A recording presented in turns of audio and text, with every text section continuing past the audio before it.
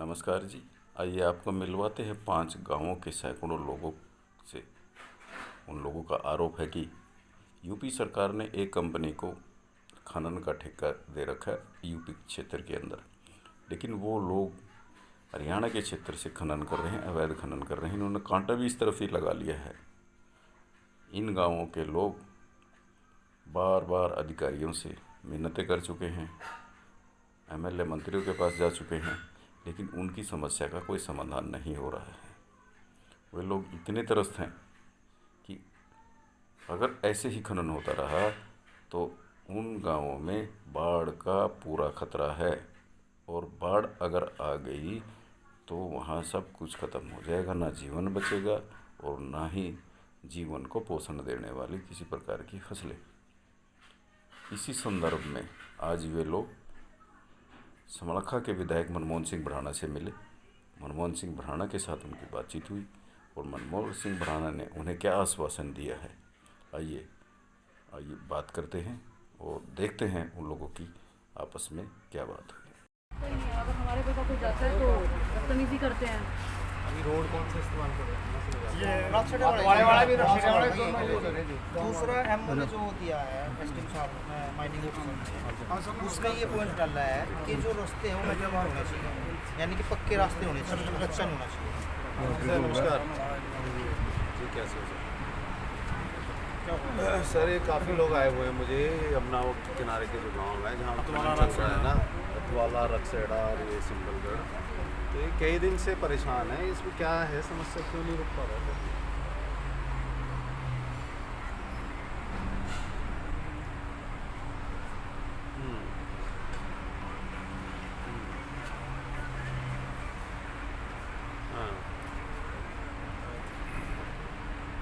Illegal भी। और एक बात बताइए, गांव वालों के अंदर फिरनी में से ट्रक निकल रहे हैं, इनके खेतों से ट्रक निकल रहे हैं, यमुना किनारे गांव बसे हुए पहले ही वल्नरेबल हैं ये तो पानी के लेके। बिल्कुल मना कर दीजिए, लोग अब तक वहाँ गांव वालों को परेशानी नहीं चल सकते सर, बिल्कुल मना कर दो। ये टीम बनाओ, एनफोर्समेंट बनाओ, कुछ भी हो, ये नहीं होना चाहिए। लोगों के तो खेत और ये जो है उजड़ने को हो रहे हैं, अगलों को माइनिंग करते हैं। जी नमस्ते। ठीक हो? ये गलती तो हुई जी इनसे, जो सच्चाई है। इन्होंने अपने पैरों में खुद कुल्हाड़ी मारी।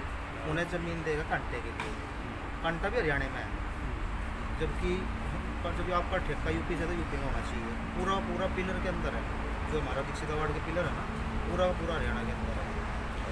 और जब आपका पॉइंट अपरली साइड, जैसे सपोली वाला पॉइंट चल रहा है सर, अपरली साइड चला लो अपना। अगर आपका वो है, हमें दिक्कत क्या है उससे? वो डिमार्केशन होती है सूखे एरिया, यमुना नदी की धार में तो होती ही नहीं। सैकड़ों वीडियो हम आपको ऐसी दिखा देंगे, 10 मशीनें चल रही है अभी यमुना की धार में। जो यूपी की तरफ भी अगर लूट हुआ ना उनको, तो वो भी सूखे एरिया दिया होगा उनको, कोई भाई 4 किले का पट्टा या 5 किले का पट्टा, ये थोड़ी दे दिया भाई यूपी है तो परली साइड यूपी है। दीक्षित अवार्ड में पिलर गाड़ने का मतलब ये था कि सीमा बंदी कर दी भाई हरियाणा और यूपी। लेकिन हरियाणा के लोगों की ज़मीन परली साइड जो गई है उसके मालिक हरियाणा के लोग हैं, लेकिन होंगे यूपी के रेवेन्यू रिकॉर्ड में। अगर यूपी वालों की साइड आई है तो वो यूपी के लोग हिस्सेदार रहेंगे रेवेन्यू रिकॉर्ड में हरियाणा के। और हम तो चाहें जी सर इसे बंद करा दो, वे एक करके दूसरे को टारगेट कर रहे। कभी किसी का एलिगेशन लगा, वो हमने खरीद लिया, वो खरीद लिया, ना कोई सरपंच भी क्या, ना कोई कुछ भी क्या, सारे अपनी जगह से बंद कराने पे किसी को एक पैसे का लालच नहीं जी। काम ही नहीं करने देते खेतों में, लेडी पुलिस मंगाने, कभी कुछ भी करे। कल चौकी इंचार्ज भी गया था, कहता ये फोन करती है विधायक दौरे, इसको खेतों में काम नहीं करने देते मतलब? दूसरे खेतों दे रखी थोड़ी सी, और नजायज तो खेत में रास्ता उतार लिया कि उन्होंने मोल खरीदा, उसमें तो नहीं बिकते नहीं। जो हमारे खेत में धक्के थे फसल खराब करके भाई सारे खेत उजाड़ दिए उन्होंने। आप वीडियो भेजी थी मैंने। हाँ जी, जमीन के पेपर हैं जी तेन पता ही भाई साहब कब्जे की है। कब्जे के। हाँ 50 साल हो गए, तीसरी पीढ़ी हो गई बोलते हैं। मेरे सामने, मैं अपनी कास्ट पर, इसके सामने 150-200 घर है बोने वाला, अकेले को यूपी का हरियाणा में चला रहे हैं।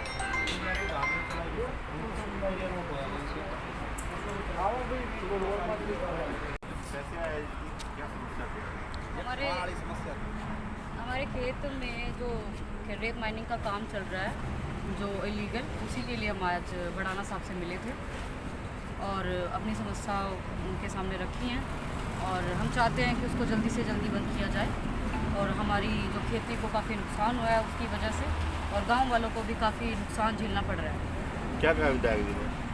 जी उन्होंने बोला है कि इस समस्या को जल्दी हम समाधान करेंगे, बंद होने के लिए बंद करेंगे। से भी लगाई हैं, खनन मंत्री को भी लगाई है, उन्होंने बुढ़ाना से भी मिले हैं, हमारे को आश्वासन दिया है कि ये जल्दी बंद कर देंगे। नजायज़ खान चल रही है, हमारे जो गाँव को भी खतरा है जी इससे। कैसा खतरा है जी? ये जो जिस टाइम पानी आएगा ना हाँ जी। उस टाइम कटाव होकर हमारे गाँव भी उठ सकता है जिसमें। बंदे को काट देगा वो? हाँ, बंदे को काट देगा, गाँव ही खत्म है जी।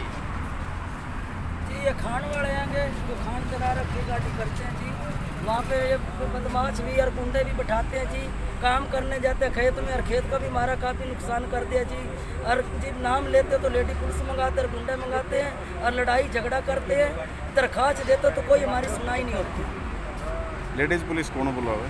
लेडी पुलिस बुलाते हैं वो खान वाले जी, जिन्होंने ठेका उठा रखा नहीं उठा रखा, यूपी का टेंडर है धक्के से हरियाणा में चला रखा जी, हमारे खेत का काफ़ी फसल का नुकसान कर दिया जी, धक्के थे, लड़ाई थे, झगड़े थे, मशीनें उतारी हमारे खेत में। क्या नाम है आपका? मेरा नाम है जीत कौर, कहाँ के रहने वाले हो? रक्षेड़ा गांव के। और आप जी? मैं रक्षेड़ा से, मेरा नाम सोन कौर है।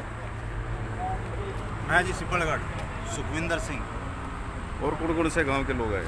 सिंबलगढ़ से हैं। जी दोनों गांवों के हैं, सिमलगढ़ का रक्षेड़े का। हाँ ये बताओ।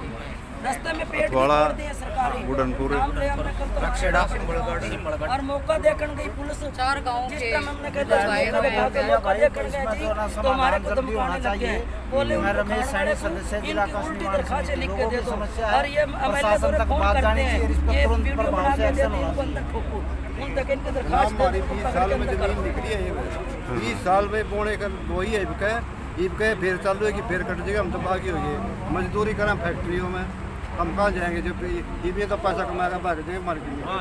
कौन से गांव में? सिमबलगढ़ है जी। अच्छा अच्छा। गांव ने भी खतरा, हमारी जमीन ने भी खतरा है। हमारे 8 किले में लगा रखे।